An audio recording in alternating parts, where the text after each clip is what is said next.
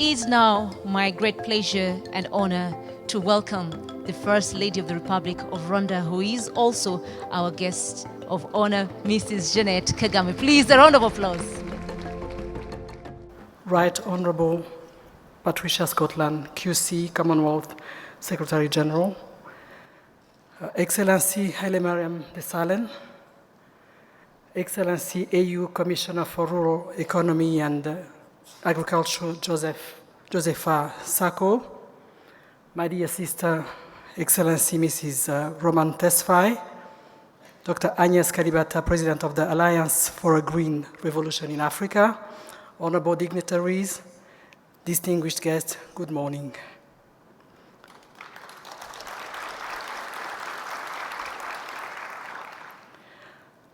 Allow me to begin by congratulating the organizers of AGRF, the premier platform for the disruptive leadership around agriculture as an enabler of integrated, equitable, and sustainable growth.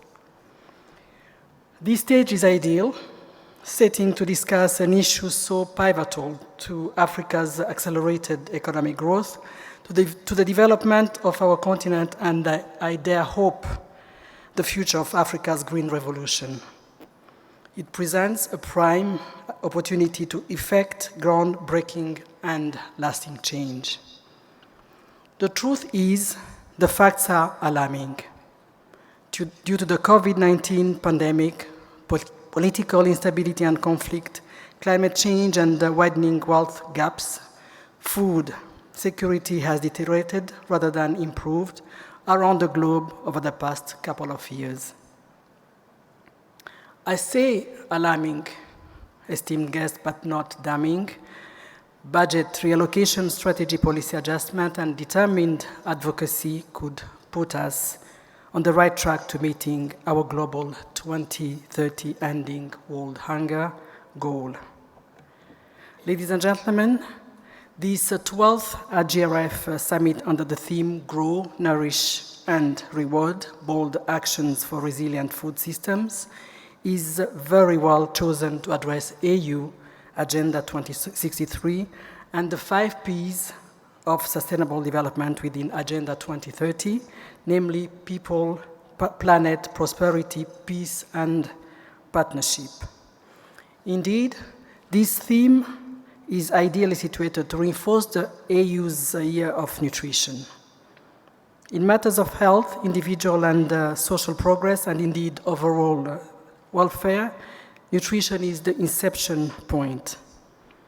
Good nutrition is the cornerstone of health, peace, holistic wellness, and prosperity.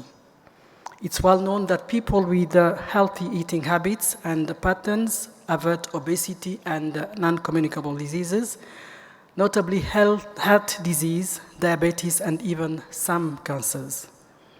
Therefore, to champion for good nutrition across the world is a necessary feature and of any responsible leadership. Ladies and gentlemen, as you all know, the 6th edition of the Global Report of Food Crisis came out in May this year. It gives valid reasons for concern. According to this report, the alarming high incidence of acute food insecurity and malnutrition starkly exposes the fragility of global and local food systems that are under mounting strain from the increased frequency and severity of weather extremes, the COVID-19 pandemic, increasing conflict and insecurity, and rising global food prices. The interconnectedness of drivers is further laid bare by the unfolding war in Ukraine, which not only compromises the food security of those directly affected by the war, but compounds existing challenges faced by millions of acutely food insecure people worldwide. End of quote. Honorable guests, we are told that a projected 660 million people may still face hunger by 2030, half of whom will be on our continent. This reiterates why peace and security are non-negotiable. One of the main drivers of food insecurity in Africa is conflict. conflict creates internally displaced persons who are no longer able to till their lands and maximize production. Other factors include the high cost of food, where it is available, of course, and income inequality and climate variations. As the AU has raised before, there exist on the continent two polar nutritional problems and a shrinking gap between these two. We are now suffering from both undernutrition and obesity. I shall not venture into explaining to the experts in this room why obesity is less distant from undernutrition than we might think, and why a lot of modern manufactured diets we espouse may well leave us both lacking in nutrients and at the same time alarming overweight. How do we achieve healthy, balanced farming and fishing-based diets? We must draw wisdom from the global trend of a return to indigenous agriculture practices, greater consumption of biofoods, and regular exercise to purge lifestyle-related diseases. Esteemed guests, the RNAs targets a 40% reduction in stunting in children aged under 5 by 2025. The strategy commends Rwanda and our sibling nations, Senegal and Ethiopia, for the significant reduction achieved in our respective countries over the past few years. But we still have a long way to go. Allow me to share a few minutes remaining of a few facts regarding innovations in Rwanda that address the issue of food insecurity and nutrition. And I hope that I won't overwhelm you with details this early morning, but hopefully the Rwandan coffee you had with your breakfast was strong enough to make the next few illustrations engaging. The first is the Rwanda focus on beans as a superfood in our land of 1,000 hills. Over 90% of rural households grow beans across all agroecological zones, contributing to 32% of their calories intake and 65% of their protein intake. This leads to less resilient on red meat. We understood earlier on that we were vegan before all this started, which is growing less affordable, is widely linked to diseases such as gout, and is known to increase greenhouse emissions. Rwanda has also strived to diversify its approaches to combating child stunting, as earlier mentioned, under nutrition-sensitive development frameworks. It's been enrolling successful models across the country, such as the Early Childhood Development Centers, a partnership between the government of Rwanda, Imbuto, which I have the honor to chair, and UNICEF.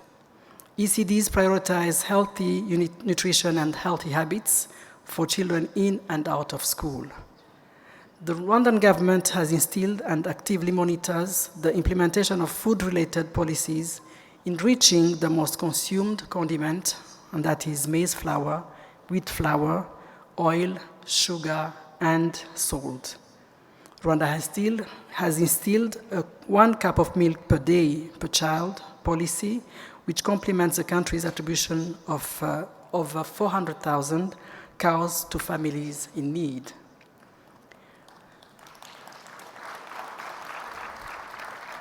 Similarly, locally instilled practices are school feeding for children and our 3 fruit trees per home campaign. And last but not least, to complement the attempt to good nutrition, community-friendly practices have been instilled, such as a monthly umuganda for a clean environment and a bi-monthly car-free day for exercise in public spaces. Ladies and gentlemen, Rwanda is obliged to employ homegrown solutions, both as a geographically small country and as one whose survival and progress have been rooted in self-protection and self-sustainability. Nutrition-wise, this has meant investing in land consolidation and crop intensification programs, local production of improved seeds, making farmers less dependent on imported seeds, access to which was heavily compromised during the pandemic and excessively financially burdensome throughout the years. 80% of the improved seeds used in Rwanda are now sourced in Rwanda. We believe that these practices aligned with the AU's ambition of increasing productivity, accessibility, desirability, affordability, and sustainability in our food systems, a mirror to our own national strategy for transformation.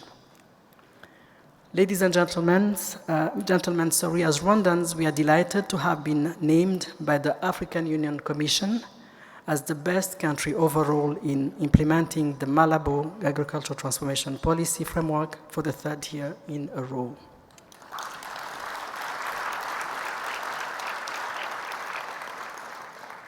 And honorable guests, I applaud the commitment you have shown in championing good nutrition for the citizens of your countries.